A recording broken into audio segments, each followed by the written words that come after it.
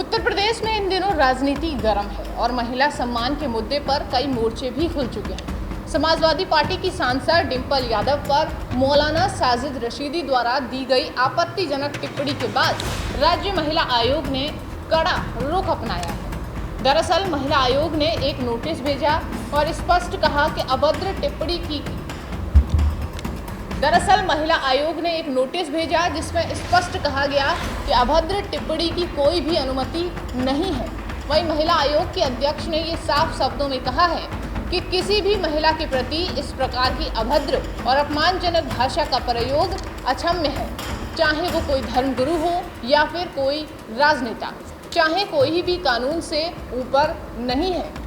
दरअसल राज्य महिला आयोग ने मौलाना साजिद रशीदी को औपचारिक नोटिस भेजते हुए जवाब तलब किया है।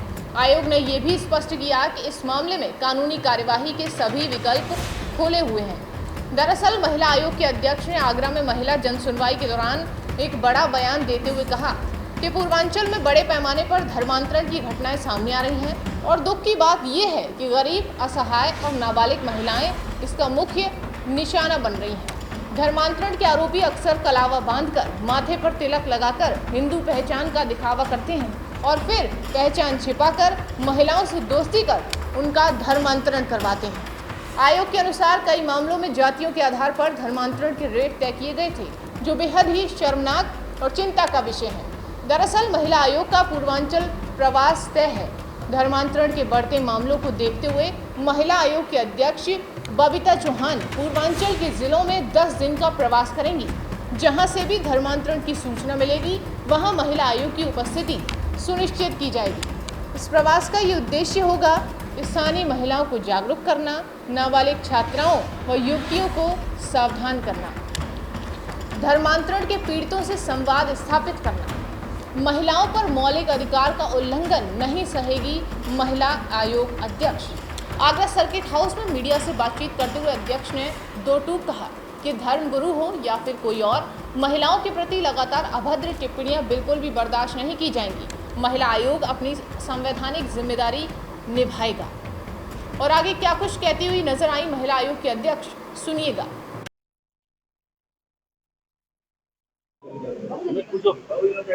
डिंपल यादव को लेकर जिस प्रकार से मौलाना ने बयान दिया, उसको लेकर आप महिला आयोग क्या आगे कार्रवाई कर रहा है, क्या सोच रहा है? पहले तो मैं उन मौलाना के शब्दों की घोर निंदा करती हूँ कि जिन्होंने इतने अपशब्द बोले हैं कि जिनको सार्वजनिक रूप से मुंह से निकालना भी एक बहुत भद्दी बातें लगती हैं। और रहा सवाल डिंपल जी का, तो डिंपल हमारी माननीय सांसद हैं। मैं किसी भी महिला के बारे में कह रही हूँ कि किसी को कोई अधिकार नहीं दिया है कि इस तरह की भाषा का उपयोग करें, क्योंकि मैं हर किसी को ये कहना चाहती हूँ कि वो चाहे पुरुष हैं चाहे महिला हैं, वो भी किसी कोख से ही जन्म लिया है। और वो जिस कोख से उन्होंने जन्म लिया है, वो पहले किसी की बेटी थी, फिर किसी की बीवी बनी और फिर उसके बाद वो उन जैसे लोगों की माँ बनी। तो कम से कम ये नहीं भूलना चाहिए कि हर घर में बेटियां भी हैं और महिलाएं भी हैं। तो महिलाओं के लिए इतनी छोटी और इतनी हल्की बात कहने का किसी को कोई अधिकार नहीं है। इसलिए हमने आयोग से संज्ञान लिया है सबको। और मैं आपको बताना चाहूंगी, क्योंकि महिलाएं थोड़ा एक कहना चाहिए ना कि हमारी जो भारतीय महिला बड़ी धैर्यवान होती है और बड़ी एक इमोशनल होती है अंदर से, और उसको कोई भी माइक लेता है और कोई भी कुछ भी कह के चला जाता है, तो उनको बहुत सॉफ्ट टारगेट समझा जाता है। मैं आप लोगों के माध्यम से कहती हूँ कि महिलाएं भी थोड़ा सा जागरूक हों और इस तरह की चीजों में ना आए कि हमसे कोई क्या कह रहा है, या हमारे धर्मांतरण को लेकर आजकल इतना चल रहा है, उसमें भी देखा है जितना टारगेट है वो सब महिलाओं को ही टारगेट बनाया जा रहा है। तो मैं तो यही कहना चाहूंगी कि सारा हमारे महिलाओं को भी थोड़ा जागरूक होना चाहिए इन विषयों पे। और ये जो अभद्रता की बात है, मैंने दोनों को आयोग से नोटिस भिजवा दिया। बिल्कुल जागरूक तो हम पहले से ही कर रहे थे, लेकिन हमारे नॉलेज में भी ये नहीं था कि इतने बड़े स्तर पे धर्मांतरण चल रहा है। मैं आपको बताना चाहूंगी कि कम से कम पूर्वांचल के 8-10 जिले तो ऐसे हैं कि जहाँ बहुत जबरदस्त तरीके से इस तरह का धर्मांतरण होता है। जैसे आपको पता होगा कि ये छंगू बाबा टाइप के लोग वही अपना सब टारगेट बनाते थे, क्योंकि वहाँ थोड़ा सा थोड़ा सा मैं कहूँगी शिक्षा का भी अभाव है और थोड़ा सा एक धन का भी अभाव है। तो जैसे उसका तो एक ये प्रोपोगंडा था कि भाई कोई अगर कोई ठाकुर है, कोई ब्राह्मण है, तो उनको 15-15, 16-16 लाख रुपए दे रहा है वो। और जो थोड़ा हमारे दलित समाज की बच्चियां हैं, नाबालिग बच्चियां हैं, उनको वो 10-10, 12-12 लाख रुपए देके। तो मुझे लगता है कि जब किसी चीज का अभाव होता है तो बच्चे फिसल जाते हैं इन बातों में। तो इस चक्कर के में वो कामयाब थे। लेकिन हम ये सोचते थे कि लड़कियां हमारी जा कहाँ रही हैं रोज।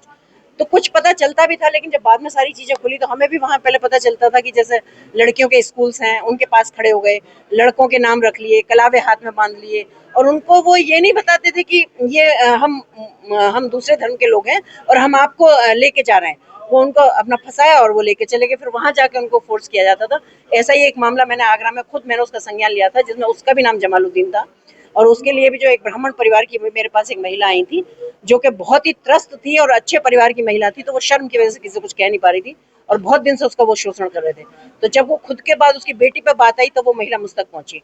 फिर उसके बाद उसी से संबंधित मेरे पास बहुत सारे केस आए, जिसमें मैं आपकी जानकारी के लिए बताऊंगी कि कम से कम 55-60 केस उस व्यक्ति के पास निकले हैं।